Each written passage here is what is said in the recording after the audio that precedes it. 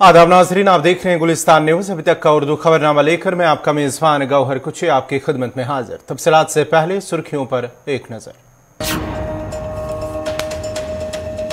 वजीर सेहत के खत पर राहुल गांधी का रद्द-ए-अमल, कहा यात्रा को रोकने के लिए बनाए जा रहे हैं बहाने, सच्चाई से डरी हुकूमत।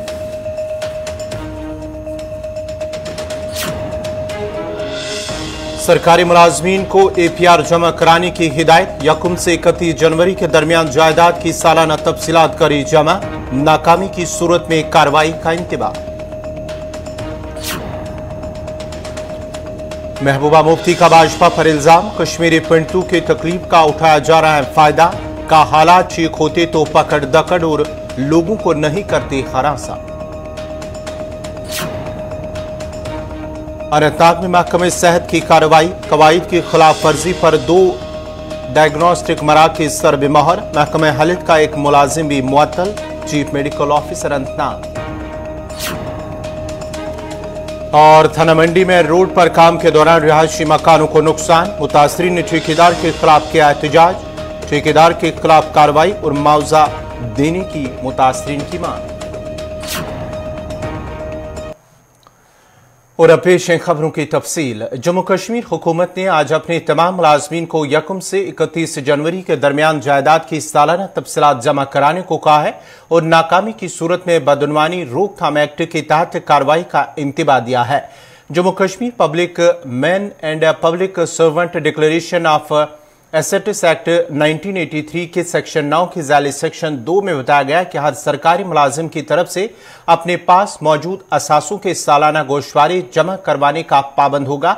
मुलाजिम के खानदान के अफराद हर साल जनवरी के महीने में और इसके असासों और ज़राए में इजाफे की वजूहात अगर कोई हैं की निशानदेही करेंगे।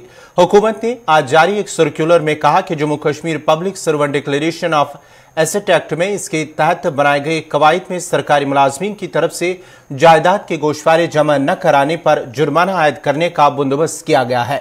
इंतजामिया ने एक सर्कुलर में कहा है कि अगर कोई सरकारी मुलाजिम बगैर किसी माकूल वजह के जो इससे जाहिर करना होगा सालाना रिटर्न जमा कराने में नाकाम रहता है तो वो बदनवानी रोकथाम एक्ट के तहत मुजरमाना कार्रवाई का मुर्तकब होगा और मज़कूरा कानून के तहत सजा का मुस्तहक होगा।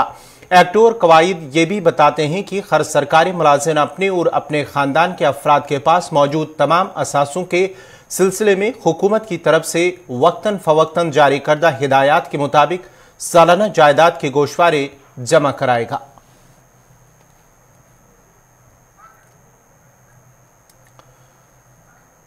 कश्मीरी माइग्रेंट मुलाजमीन को घर बैठे तनख्वाह नहीं मिलने के एलजी के बयान पर पीडीपी सदर महबूबा मुफ्ती ने कहा है कि इंतजामिया को चाहिए कि इन मुलाजमीन के लिए कोई रास्ता निकाले, न कि उन पर मजीद सख्ती की जाए। और उन्होंने मजीद कहा कि भारतीय जनता पार्टी ने हमेशा से कश्मीरी पंडितों की तकालीफ का फायदा उठाया और इंतखाबात में उसका इस्तेमाल किया। महबूबा मुफ्ती ने मजीद कहा कि अगर हालात ठीक हैं तो पकड़ दकड़ और अवाम को हरासा क्यों किया जा रहा है। इन बातों का इजहार उन्होंने बडगाम में ताजपुरसी के बाद मीडिया से बात करते हुए किया। ये बहुत बुरा फैसला है। देखिए वो कई सालों से उनको बहुत मुश्किलात का सामना कर रहे हैं। हमारे वक्त में भी मुश्किलात हुए थे और हमने उनको 1-1.5 साल तकरीबन घर बैठ के सैलरी दी थी। तो मुझे लगता है कि जैसे मैंने पहले भी कहा है, बीजेपी ने हमेशा कश्मीरी पंडितों की जो तकलीफ है उसका फ़ायदा उठाया, उसको इलेक्शन में इस्तेमाल किया है, उसका हथियार की तरह इस्तेमाल किया है। बाकी उनको किसी की हमदर्दी नहीं। ये जो पंडितों के हवाले से फैसला आया है ये गलत है, ये नहीं होना चाहिए। इसका कोई बीच का रास्ता निकाला जाना चाहिए था ताकि जब तक वो अपने आप को महफूज यहाँ महसूस ना करे तब तक उनको इस किस्म की जोर जबरदस्ती उनके साथ नहीं की जानी चाहिए। नहीं, ये तो थ्रेट्स जो है वो तो हम कंडेम करते हैं, ऐसा नहीं होना चाहिए। पर उसके अलावा अगर सब कुछ है तो मौलवियों की पकड़ दकड़ क्यों, नौजवानों की पकड़ दकड़ क्यों, ईडी के छापे क्यों, मुलाजिमों को बरतरफ क्यों किया जाता है, जर्नलिस्ट के ऊपर दबाव क्यों? अगर सब कुछ ठीक ठाक है तो ये ज्यादतियां क्यों हैं? फिर तो ज्यादतियां नहीं होनी चाहिए। कल आपने देखा कि कनन पोशपोरा में एक लड़का रशीद डार है शायद उसका नाम, जो आर्मी के पास चला गया, जिसको आर्मी ने बुला के लिया और उसके बाद 13 दिसंबर को उसको पकड़ के ले गए थे। उसके बाद आर्मी ने कहा कि वो कहीं गायब हो गया, वो कहीं मिसिंग है, उसका कोई अता पता नहीं। तो अगर ये यहाँ सब कुछ ठीक ठाक है तो फिर इस किस्म के हादसे यहाँ क्यों होते हैं? फिर इस किस्म की सख्ती क्यों है? फिर ऐसा जैसे कोई दुश्मन किसी दुश्मन मुल्क के साथ सलूक करता है, वैसा ही सलूक जम्मू कश्मीर के लोगों के साथ क्यों किया? देखिए, ये जो अलहदगी पसंद की जो बात है, ये किसी शख्सियत के साथ जुड़ा हुआ नहीं होता है। ये एक जज्बा है लोगों में। जब तक आप उसको एड्रेस नहीं करेंगे, ये एक ख्याल है, जब तक आप उस ख्याल को एड्रेस नहीं करेंगे, डायलॉग नहीं करेंगे, बातचीत नहीं करेंगे, तब तक आप कितने मकान अटैच कर लें, कितनी प्रॉपर्टीज अटैच कर ली। आपने जमात इस्लामी के स्कूल जो मयारी तालीम देते थे गरीब बच्चों को, उनको भी बंद कर दिया, प्रॉपर्टी सीज की। उससे तो क्या होगा? उससे कुछ नहीं होगा, बल्कि जो लोगों में एक सेंटिमेंट है, जो लोगों में एक दूरी है, वो ज्यादा बढ़ेगी। तो इस किस्म की सख्तियां करने से हो सकता है बीजेपी को कोई तस्कीन मिलती हो एक कम्युनल पार्टी होने की वजह से, पर जमीनी सतह पे इसका जो नताइज है वो। महकमा सेहत की जानिब से सीर हमदान अनंतनाग इलाके में कार्रवाई करते हुए 2 डायग्नोस्टिक मराकज़ को यूएनसी की कवायद की खिलाफ वर्जी करने की पादाश में स्तर भी मुहर किया गया है, जबकि महकमा सेहत के एक मुलाजिम को भी मुअत्तल किया गया। Chief medical officer Anantnag doctor MY जगू ने कहा है कि खिलाफ वर्जी करने और गफलत जारी बरतने के खिलाफ कार्रवाई की जा रही है।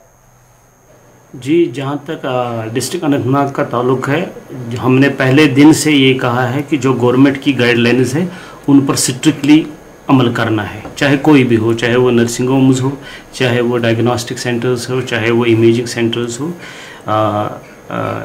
उसमें हमने किसी किस्म की कोताही नहीं बरतनी है। इसी कोशिश पे हम रोज़ जो रूटीन चीज़ें हैं उनमें हम रूटीन चेकअप्स करते हैं, और हम इनको अचानक भी इन सेंटर्स पे कार्रवाई करते हैं कि ये क्या गवर्नमेंट नॉर्म्स फॉलो करते हैं कि नहीं करते हैं। इनको स्ट्रिक्टली डायरेक्शंस दी गई है कि गाइडलाइंस को फॉलो किया जाए। तो रिसेंट क्या कार्रवाई हुई? रिसेंटली हमने देखा है कि कहीं पर वायलेशन हो रही, जहाँ भी वायलेशन होती है वहाँ हम एक्शन लेते हैं। ये तो सस्पेंशन वगैरह वो रूटीन मैटर है। इसके लिए पहले हम उनको सस्पेंड करते हैं, इंक्वायरी बिठाते हैं, फिर इंक्वायरी जो रिपोर्ट आ जाती है उसी रिपोर्ट के बुनियाद पर हम दोबारा आगे की कार्रवाई करते हैं। जेके टीचर्स एसोसिएशन की जानिब से शुमाली कश्मीर से मंशियात मुखालिफ और अपने मुतालबात को लेकर फुट मार्च आज पुलवामा पहुंचा। इस मौके पर मार्च में शामिल मुलाजमीन ने अफसोस का इजहार करते हुए कहा कि नौजवानों की एक बड़ी तादाद मंशियात में मुब्तला हो चुकी हैं, जो बाइस तशवीश है, और इसे रोकने के लिए न सिर्फ इंतजामिया बल्कि वालिदैन और समाज के सभी जिम्मेदारों को अपनी जिम्मेदारी निभानी होगी। उन्होंने अब LG मनोज सिन्हा से अपील की है कि मुलाजमीन के जो न्यू पेंशन स्कीम है उसके बजाय ओल्ड पेंशन स्कीम को बहाल किया जाए।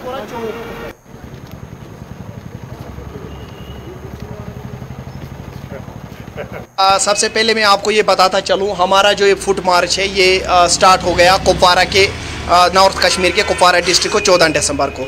उसके बाद ये वाया बारामूला, बांडीपोरा, सुंबल में सब डिवीज़न में कल्मिनेट हो गया। उसके बाद हमने सेकंड फेज चालू किया अनंतनाग से फिर हम कुलगाम गए, और कुलगाम से उसके बाद शोपियान, और आज पुलवामा हम पहुँचे हैं। इस फुट मार्च का मकसद ये है, 2 मैसेजेस, एक सरकार तक है, एक सिविल सोसाइटी तक है। पहली बात यह है कि हाल ही के दिनों में पंजाब को भी हमने छोड़ दिया है पीछे ड्रग अब्यूज़ में, ड्रग कंजप्शन में। आपको ये जानकर हैरानी होगी 6 लाख के करीब हमारा यूथ इन्वॉल्व हुए इस वक्त ड्रग्स में। उसमें जो है 90% जो है पॉपुलेशन है वो स्कूल्स, कॉलेजेस और यूनिवर्सिटीज़ में पढ़ती है, और उनकी जो एज है वो 30 बिलो है, 30 ईयर्स बिलो। तो ये वरीड सिचुएशन है। हम एज टीचर्स और दूसरे एम्प्लॉयज़ कौम के एक हिस्सा होने के साथ साथ, सोसाइटी का हिस्सा होने के साथ साथ, हमने चाहा हम इस फुट मार्च के जरिए अपनी डिमांड भी रखें, लेकिन इसके साथ साथ हमने ये भी चाहा कि हम सिविल सोसाइटी, पेरेंट्स, लोगों तक एक मैसेज पहुँचाए, कि अवेयरनेस पहुँचाए, हमें अपने यूथ को, बच्चों को, फ्यूचर जनरेशन को बचाना है। दूसरा हमारा इसका ये था कि इस तरह मुल्क के दीगर रियासतें और यूनियन टेरिटरीज़ के मुलाजिम चाहता है कि OPS रिस्टोर हो। यहाँ का OPS, यहाँ का 4.5 लाख मुलाजिम भी चाहता है कि यहाँ के मुलाजिम को भी OPS रेस्टोर है। ये मेन मोटिव है। नाजरीन, खबरनामा जारी रहेगा। यहाँ पे छोटा सा तिजारती वक्फा।